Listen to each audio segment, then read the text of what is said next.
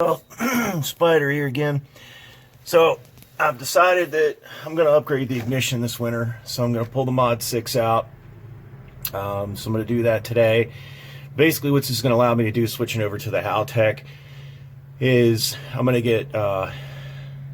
get more ability to data log.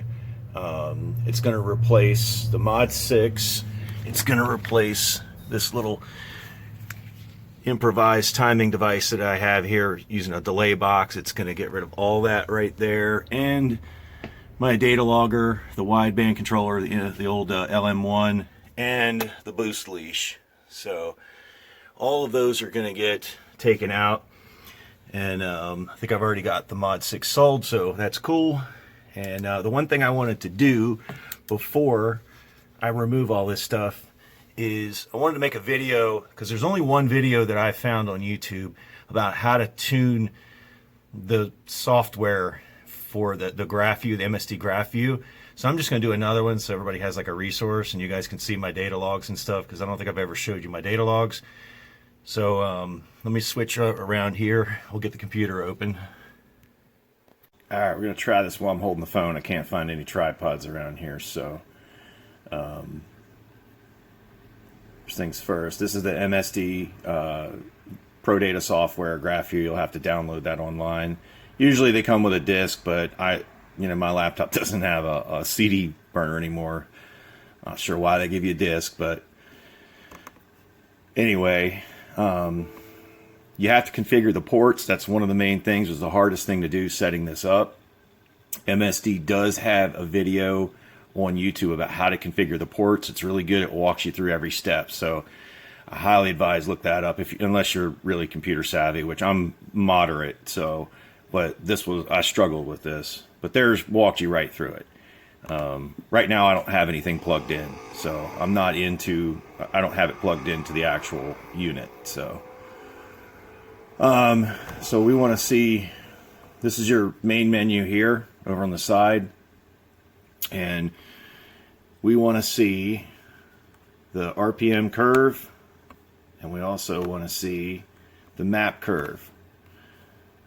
And we're also going to open a file, and I'm going to open one of my first tunes that I made probably, and it's going to be this one right here. And of course it popped off my view again. So we got to go back and do this. It's kind of annoying. It does these things sometimes, or when you open up a tune or something like that, it'll do these.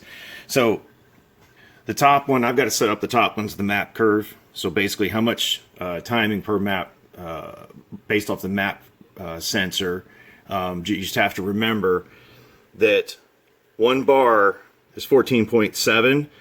So this is set up on a 2-bar map sensor, this particular one. It'll allow you to do a 3-bar as well. You can change that, and I'll show you how to change that. But remember, this is 0 PSI of boost. It's 14.7. So everything you do, you have to remember, if you're going to pull timing based off of boost, you have to do it from 14.7, thinking that that is your baseline at 0. So on this one, it looks like... what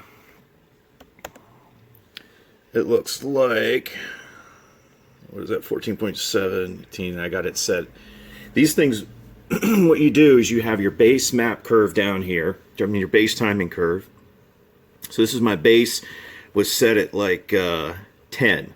So I set the base timing at 10 degrees, and then under vacuum, idle, anything up to roughly about, what did we say that was, 18, so roughly about 3 or 4 pounds of boost. It wasn't pulling any timing, and it was adding, this was set at a straight line at 16 degrees of timing. So you add the two together. So you have 10 degrees down here, 16 degrees up here. So you had 26 degrees of initial timing.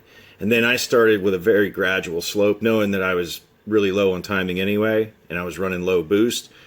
I wasn't pulling much timing at all.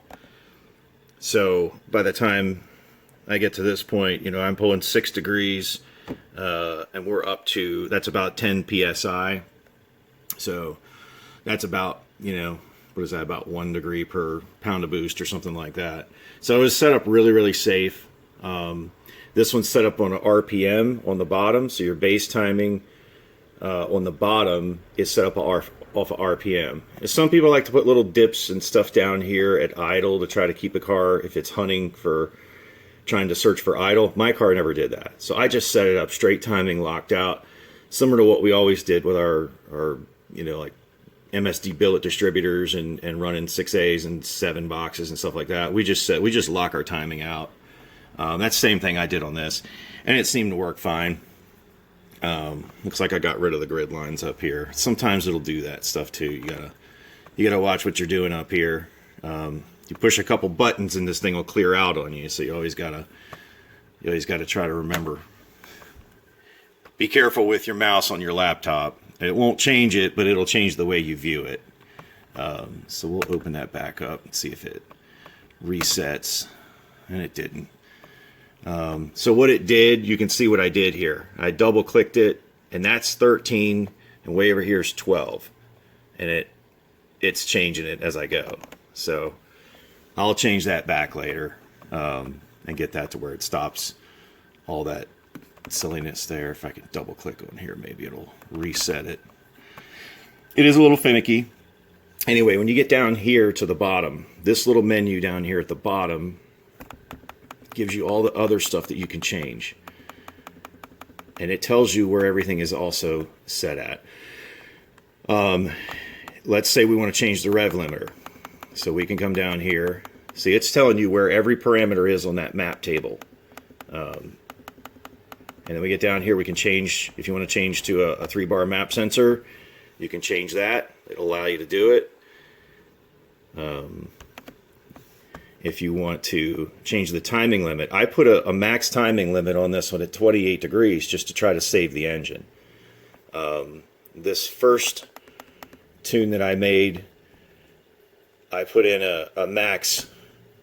My initial launch was 4,600 and max at 8,000. That's probably why I blew up that first stock motor, because it went up and hit the chip at 8,000.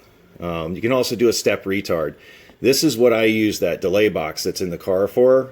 I actually, instead of using a step retard like for a nitrous kit, I use that delay box to actually pull timing on the initial launch. So I would pull 4 to 6 degrees to just hook it up and then let it come back in using a delay box as a timer, which the VMS, you know, the Haltech will be able to do all that stuff. These other things down here, this OE timing mod, if you are hooking up a mod 6 to a factory like EEC5 or EEC whatever, I guess they hook on an EEC5 system, like for a, say a 99 to 04 Mustang, you'd be able to hook this on and piggyback this onto the factory ECM. So you won't use any of this stuff if you're doing something like what I'm doing, or if you got this hooked up on a mod motor as a standalone.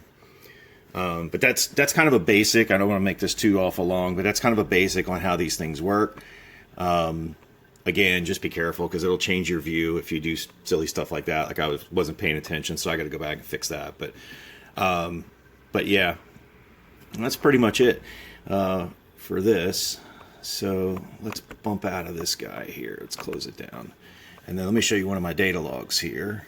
I pulled one up. This is, looks like MIR from, now this is Logworks 3 from Innovate. I've only got a few channels of data log. I got AFR, RPM, what else? I have fuel pressure and boost. So there's not a whole lot to read from there, which, you know, is one of the reasons why I'm switching to. I just want more data. Basically, that's boost right there. And you can see over here, right when peak boost was 16.5. And this is RPM. And you can see that this thing starts to lay over a little bit here, right about 6,700. On this one, looks like I shifted at 6,790 into second gear, and then it laid over again. And I did get it to 7,000 on that particular run before it shifted. But you can see this RPM trace here. Trans brake, car launches, comes up, converter couples. But at this point now, the engine's kind of it's not revving quick. So, and I'm pretty sure that was the valve springs doing that. Of course, it shifts, and then it just doesn't come back very easily. So once I get over 6,000 RPM, 6,200, this thing just doesn't recover well. Down here this should be the AFR. Yeah, that's the wideband. And you can see when I get up towards that range in RPM, I start getting these weird lean spikes. And the engine wasn't missing, it just lays over. So I don't think it was spark blowout. What I think it was is it's starting to lose control of the valves. And then we get it. And we get it again up on top end. You can see it, the little spikes up there. And it's pretty much done it since I built this other engine with these cams in it. So I'm pretty sure that's what the problem is. This down here is my fuel pressure, so I can monitor and just make sure that my fuel pressure is stable. I've got plenty. My fuel, it does a 1-to-1 rising. I've got an Aeromotive boost reference regulator, so it works fine. 22.5, so roughly that's going to give you, at peak when you're at 16.5 or so pounds of boost. So I'm getting 5.5, 6 to 7, anywhere from 5.5 to 7 pounds of fuel pressure. So that's fine. This was an 874 at 155. So I really feel like once I straighten out this part of it here with the RPM trace and stuff like that, we get this engine to where it climbs and runs itself out to about 7,800 RPMs, and I can shift somewhere out there. This car should run a couple of tenths quicker. I don't think it's going to light the world on fire, but it should run a couple of tenths quicker. So we'll see. I think that's it for today. Once I get the VMS here and I start hooking it up, I'll show you guys more about that.